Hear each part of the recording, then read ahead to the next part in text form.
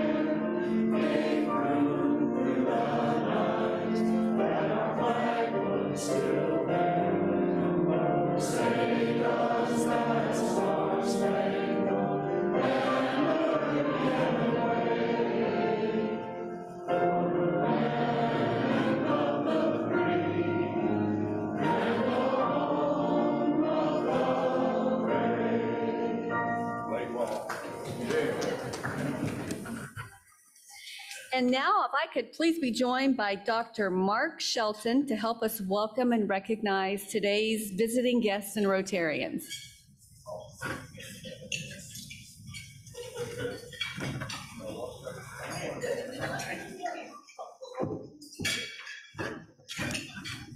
Well, welcome everybody today. We're glad you're here, and we do have quite a few guests today. And so when I call your name, please stand and applause. Why not? First is Andrew Widmer, a guest of Courtney Lewis.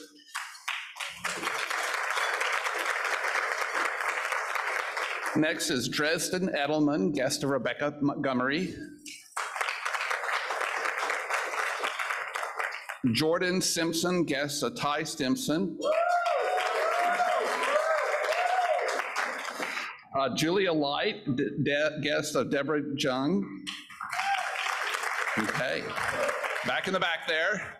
Laura Patton, guest of President Sean. Saria Hawkins Banda, guest Courtney Lewis. Lauren Kimberlin, guest to Ty Simpson. Cheryl Cunningham, guest of Tranchon. And Donna Stiles. Okay, well, let's welcome all our guests today. Thank you.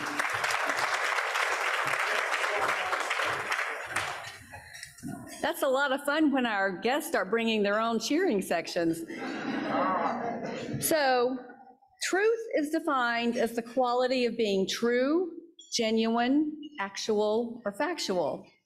And yet we increasingly find ourselves living in a time where truth and facts are subjective and personal. Or to quote the Marvel superheroes, reality can be whatever I want. One could argue that is why the four-way test, as a tried and true standard of business ethics, has endured and is more important than ever. So here we go. Number one, is it the truth? 2, is it fair to all concerned? 3, will it build goodwill and better friendships? 4, will it be beneficial to all concerned? Speaking of the four-way test, Aurora is making the rounds. I think she's dropped off a four-way test coin for each one of you. In recent years, our newer members have been getting these, but for some of us that have been around a while, we're not sure that you have one, or do you know where it is? So we're intentionally handing them out today to reinforce the importance of this moral code shared by Rotarians throughout the world. I checked with RI. It turns out there are no RI rules pertaining to this Rotary coin. Obviously, many of you may be aware of challenge coins of all types that are found in military, law enforcement, first responders. Typically, they signify membership or an award or recognition, creating bonds and connections, or they can even be used for branding. But in this case, we just want it to be a reminder to adhere to the four-way test. And it's also a handy symbol of our continuing buddy pass. We want to continue our drive for membership. We want to make sure that we're finding other members that believe in the same four-way test. And we hope that you'll keep this coin handy. And in case, well, in some places, there's a challenge game where when the challenge is issued, everyone's supposed to pull it from their pocket or their handbag. And if you don't, you're the one that buys the next round. So we'll see how that goes around here. And now for the newscast, Kathy Sheffield, Chief Advancement Officer with Lena Pope.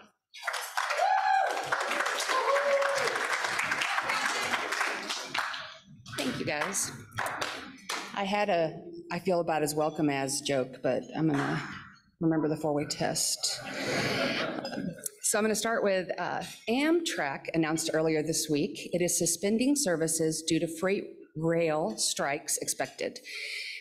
Fearing he'd be stranded in DC without Amtrak service to his hometown, President Biden, an Amtrak evangelist, leapt into action and negotiated a settlement to keep rail lanes working.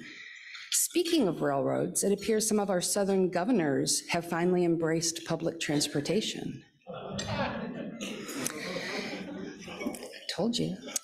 Thank you. A Georgia highway was littered with cases of beer Monday when a semi carrying a load of Bud Light was involved in a crash. The Georgia Highway Patrol said southbound interstate, oh, thank you, Tom.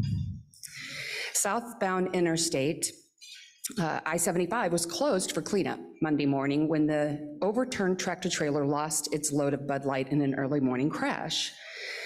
The cause of the crash is unclear, according to Highway Patrol. But my question is, can anyone vouch for Larry Amfin's whereabouts Monday? Thank you. I made up for that first one. I forgot that I had slides because I rarely don't have slides, so, or most of the time I don't. So thank you, Tom. You want me to try it? Is it just that first one? Okay. Daily Wire host and columnist Matt Walsh had an on-air meltdown this week. Walsh has upped his profile lately as a notorious anti-LGBTQ+ troll in recent months, targeting these folks. Now he's diving into the racist backlash against Disney's live-action remake of The Little Mermaid. And his argument against casting a Black actress in the film's lead role is truly wild. He claims that it is scientific for mermaids to be white. What science class did he take? Thank you, Bob Mitchell.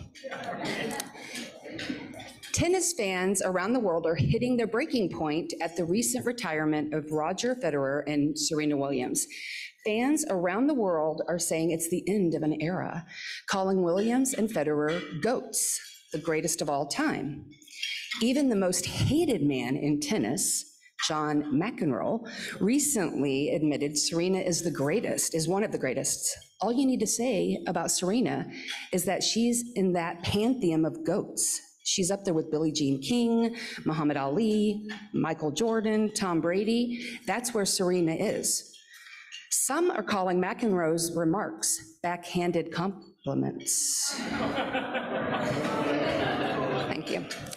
The National Park Service is rolling out a new public service announcement campaign. The campaign is what not to do when visiting the parks. This campaign is in response to the increase in park visitors getting injured, some critically and some even fatally, by wildlife, and specifically bison. The campaign is simple. That's the American bison, if you're unfamiliar with it. The campaign is simple. Never approach wildlife and never feed wildlife. You may ask yourself, who would approach a wild animal in a national park? Well, recently, a 71-year-old woman was gored by a bison near Yellowstone Lake while she and her daughter were too close attempting to take photos. In August, another woman approached a bison to take a selfie. Oh, I can't get this to work. Tom, I can't get that to work. It's supposed to say something on the side there. In August, a woman approached a bison to take a selfie and was charged and then gored near a boardwalk at Black Sand Basin. The slide said, "Don't have herd immunity. Don't follow the herd." And a 34-year-old man was with his family and decided he was going to hand feed a bison.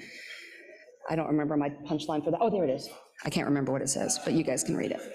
So a national park spokesperson stated, "We warn tourists every year, but every year there are those morons who don't think the rule applies to them." The National Park Service agents calls these individuals Tourons. And there's actually an entire website dedicated to Tourons. So I encourage you to go check it out. And finally, if the dozens of postcards and thousands of emails that you've received over the last week weren't enough, I want to remind you that North Texas Giving Day is just around the corner, but you might know it as Give Me a Break, North Texas. Haha. The weather, even those in the nonprofit world are not fans of. The weather this weekend is going to be amazing, so go out and enjoy it. That was it.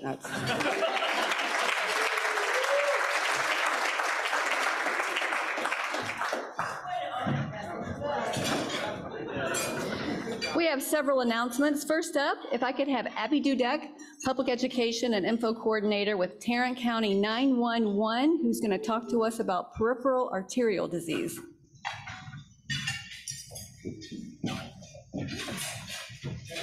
Hey, hi Rotary family. Hope everybody's doing good. I was going to go feed bison after this, but never mind. Oh, watch out for that guy. So I'm here to talk about peripheral artery disease, also known as PAD or PAD. Peripheral artery disease is narrowing in your arteries. It normally affects people over the age of 60 who smoke, who have diabetes, high blood pressure, high cholesterol, things like that. I am going to be 42 in January, and I have the worst case of this disease. I'm very rare. I'm only 4% of anybody that gets this. I actually started getting symptoms when I was 37. My body was throwing blood clots out, and the vascular team at UT Southwestern was actually surprised that I'm alive and that I still have my leg. It does not run in my family. I don't smoke. I don't have any of the risk factors whatsoever, so they are baffled, and they find me very interesting because I educate them. Christmas of 2020, before that year finished out, I had a full tibial to femoral bypass where they cut me from groin all the way down to my ankle and took out my artery, turned it upside down, put it back in, and it's just, and my life changed ever since then. And so unfortunately, I have critical limb ischemia, which is the worst case of it, and it affects my body a lot. I was misdiagnosed for 3 years. I went to 7 doctors in North Texas before anybody found out, and it festered in my body, gave me heart problems, and I've had 2 other surgeries where they had to go back in, and I go back in on Monday to have, again, because they found more narrowing in my heart. So I want to advocate for this. I want to tell y'all, there's no labels on diseases. I hate that they put ages on stuff, because clearly that's not happening here.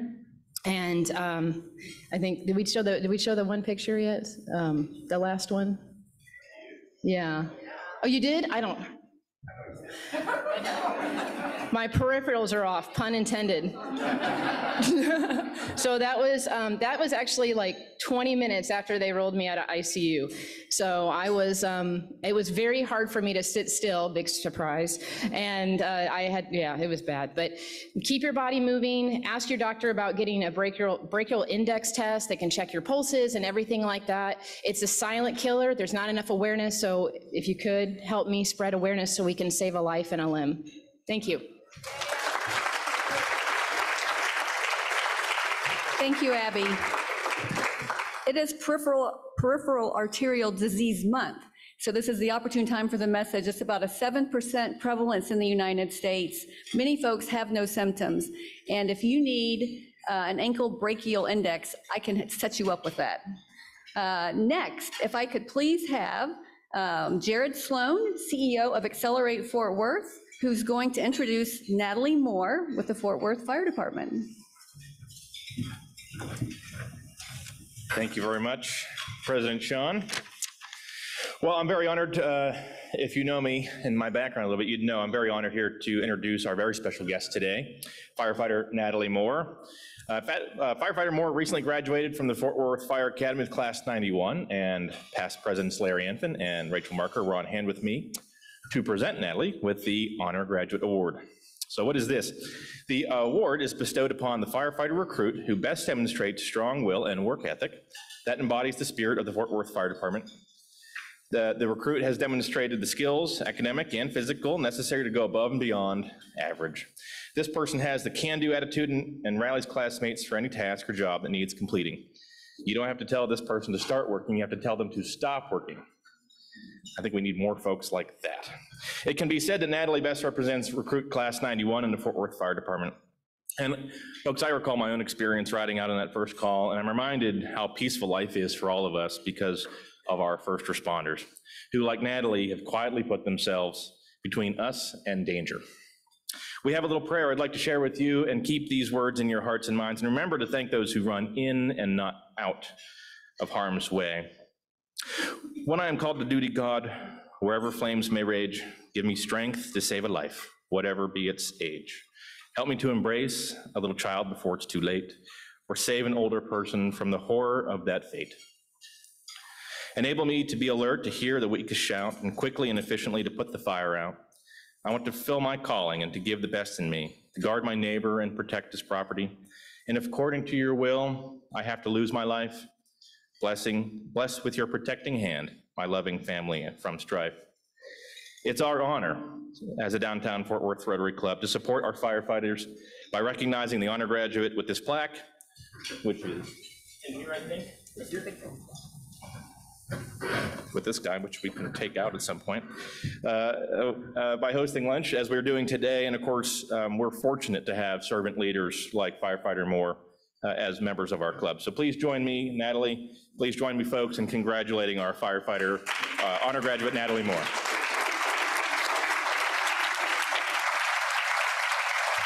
Oh, we do not have Thank you.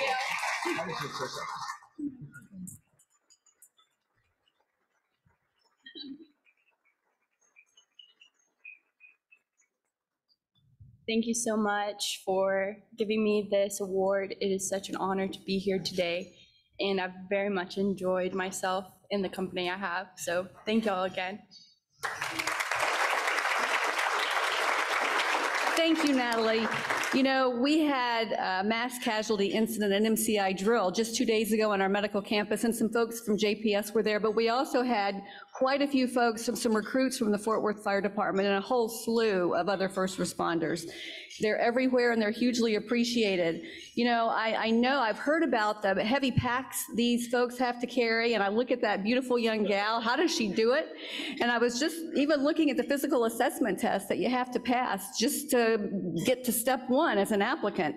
And so once you make it past the timed 1.5 mile run, you have 5 minutes and 30 seconds to do this: stair climb, equipment carry, ladder raise and extension, hose drag, ceiling breach, roof breach forcible entry, rescue, confined space search. Well done.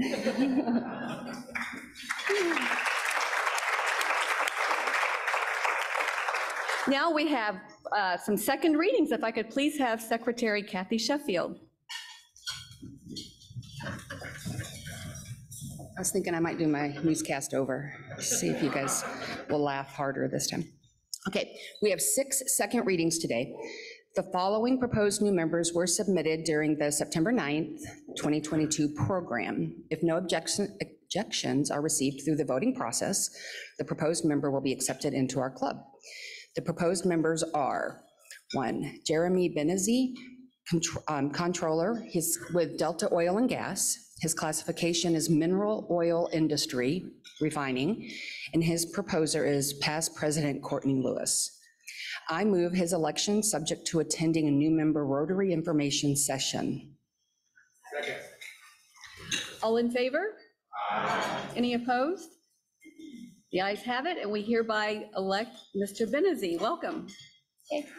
Number 2, Dresden Edelman, Business Development, Company Guarantee Bank Trust, classification Banking Marketing Services, proposer Vice President Rebecca Montgomery.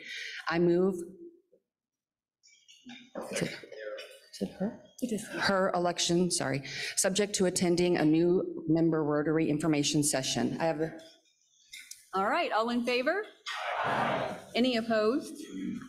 Welcome, Dresden. Number 3, Karen Vermeer Fox, Association Manager, Company Quindingo Management, classification Management Associations, proposer past President J.R. Labby.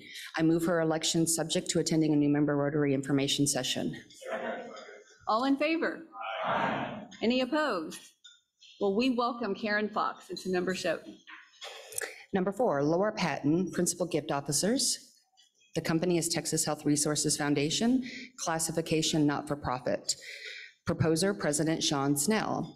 I move her election subject to attending a new member Rotary information session. All in favor? Aye. Any opposed? Welcome, Laura. Number 5, Ashley Seitz, Client Executive. The company is Holmes Murphy, classification Insurance Benefits. Proposer, Jason Byrne. I move her election subject to attending a new member Rotary information session. All in favor? Aye. Any opposed? Well, welcome Ashley Seitz. And last but not least, Austin Spinney, thank you. Austin Spinney, Vice President Commercial Lending, Company Cadence Bank, classification Banking Commercial, proposer past President David Campbell. I move his election subject to attending a new member Rotary information session. All in favor? Aye. None opposed. Welcome, Mr. Spinney. Welcome all 6 of our new members. And now we have 2 new member introductions. If you could please approach the stage, Kathy Sheffield and Sarah Richardson, and past President Gary Cumby and Kristen Sullivan.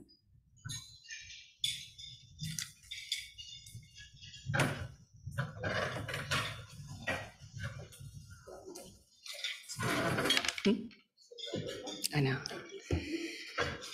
It's my honor to introduce to our club today Sarah Richardson. Sarah is the Vice President for Advancement at the Fort Worth Botanic Garden and Botanical Research Institute of Texas, also known as BRIT. With more than 15 years of experience in the nonprofit sector, Sarah's career has included building relationships with individuals, foundations, and corporations, planning successful galas, and comprehensive marketing programs. Sarah is leading the fundraising efforts at the Botanic Garden as the Botanic Garden implements a 20-year master plan to transform the garden into a world-class garden and botanical research center. In addition to her work at BRIT and the Botanic Garden, Sarah is a member of and has served on the board of the Association of Fundraising Professionals Fort Worth Metro Chapter, and is a member of the Women's Policy Forum. A fourth-generation native of Fort Worth, Sarah earned her Bachelor of Science degree from TCU. Sarah lives out in the country with her husband of more than 30 years, where they have raised their son, who is now a third-year law student at Texas A&M School of Law, and a long line of adopted cats who have wandered up over the years. She has a passion for plants, especially native plants, antiquing and decorating. My friend Sarah. Okay.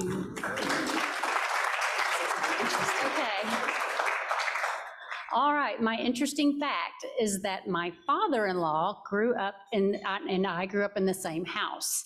He was one of 6 children, so everybody in town knew him or knew the family, and there was one owner in between, and when we lived there, a lot of people would call it the Richardson house. I never thought anything of it. So I didn't meet my husband until college, and then we, connected the dots anyway. So I can personally vouch for the fact that Fort Worth is a small town, big city.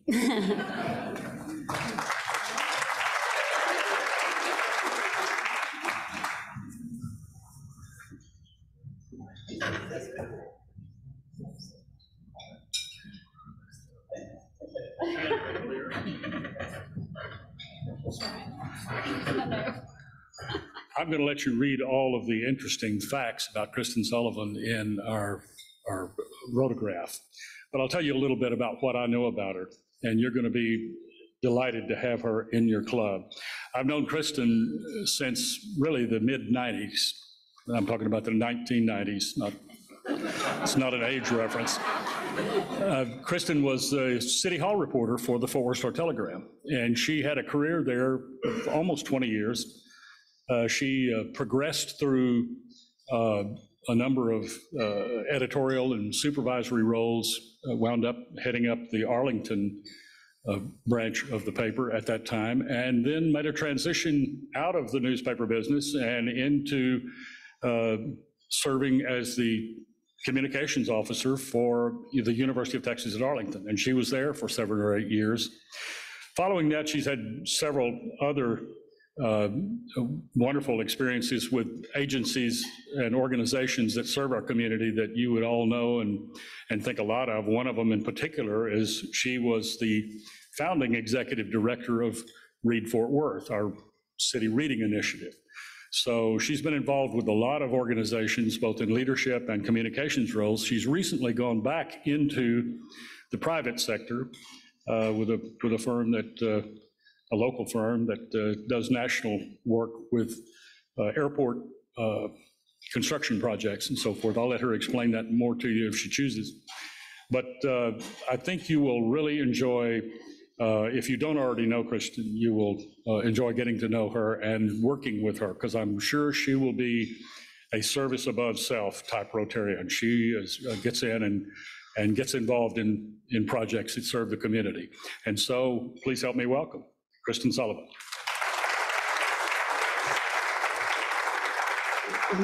Thank you, Gary, and to many of you, her lifelong friends. Sorry it took me so long, but here I am. Many of you I've seen grow up in your careers, and it's a pleasure to be here. Yada, yada, yada, yada. My fun fact is I met my wonderful husband at a private university in Dallas, actually in Highland Park. And the Mustang is the mascot. And we love Fort Worth, and we live right off Forest Park Boulevard, and we call it living behind the purple curtain. It's really hard. It's really hard. We both edited the Daily Campus at SMU. My husband bought a TCU football shirt last week that we wore to the game against Tarleton, which was a blowout. We love Tarleton too. So my fun fact is it's really hard living over there, and we appreciate your support. But next week is the Iron Skillet, and it went pretty well last year, and so we'll see. But then the SMU coach is over here, so it's very confusing for us. But just pray for us, and thank you all.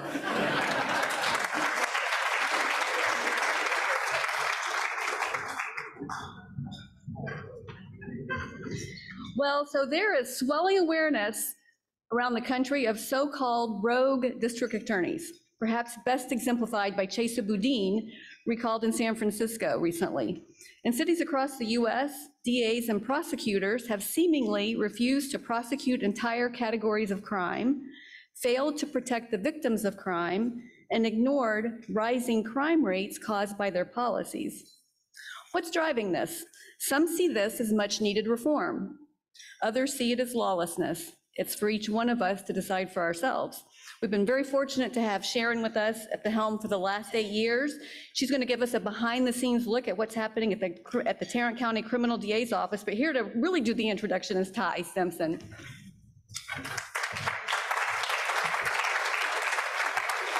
Thank you, Madam President. Thank you all to my fellow Rotarians. It's my privilege and honor to introduce our elected criminal district attorney. Sharon Wilson is the first woman and 14th elected criminal district attorney in Tarrant County's more than 100-year history. She's a leader in criminal justice dedicated to transparency, accountability, and justice for all. Originally from the Amarillo area, she graduated from Amarillo College, Texas Tech University, and Texas Tech University School of Law. Her first job was as assistant district attorney for Tim Curry in Tarrant County, where she became the first female division chief. Sharon was hired as a litigation attorney by a Fort Worth firm where she handled civil and criminal cases. Governor Bill Clements appointed Sharon to be the judge of Criminal District Court No. 1, where she served for 23 years and became known as Tarrant County's toughest criminal judge. She has been board certified in criminal law by the Texas Board of Legal Specialization since 1986. She retired from the bench and was elected Tarrant County Criminal District Attorney, sworn in on January 1st, 2015. Sharon has a long and distinguished record of service to the people of Tarrant County and for setting a high bar of professional excellence for attorneys throughout our county and state.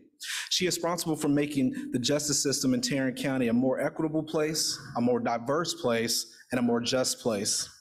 Sharon has served as a mentor and friend over the years, and I owe her so much, and almost so much to her. She took a chance on a Dallas lawyer and treated me like a son. She was there for my wedding day, birthday celebrations, baby showers, the good days, and some of the toughest days of my life. She has taught me and many others to be tough but fair, to be kind but smart, to keep your integrity and values first, and to always do what's right, especially when it's hard, because that's when doing the right thing is needed the most. To many, she's the elected criminal district attorney, but to me, she's a mentor, a friend, a person I adore and respect. If no one else tells you before your last day in office, I want to make sure that we all do and say thank you. Thank you for your years of service and sacrifice. You've made a difference, and the impact of your work will be felt for years to come. But on a personal note, thank you for making me a better attorney, a better person, and encourage us all to be the best version of ourselves. So please join me in welcoming our elected criminal district attorney and fellow Rotarian, Sharon Wilson. Thank you once again to our sponsor. Patterson Law Group has one goal in mind: access to justice for those who are hurting. By doing things the right way, they've become the largest personal injury law firm in Tarrant County. They are ready, willing, and able to help you or your loved ones through the unimaginable. The lawyers at Patterson Law Group are your community lawyers. You too can be a sponsor. You get 2 complimentary lunch passes in addition to announcements up from the podium. Veterans Committee, Imperial Room, 12th floor. Finance Committee, Executive Conference Room 2, 11th floor. I want to let you guys start planning. On the October 28th meeting, we have a Halloween contest. So you have plenty of time to pull it together. I still don't know who Freddy Krueger is. If somebody wants to let me know. And I think the other photo are last year's winners. We're gearing up for our committee fair on September 30th. Come early at 11 a.m. You'll hear more about that. Thank you, firefighter Natalie Moore, once again. Next week, we have Dr. Susan Balabina. She is the Vice President of Academic and Strategic Partnerships with Texas A&M University. They've even let me know that they might be making some critical announcements from the podium. So wear your white and maroon, and we'll see you then. This meeting is adjourned.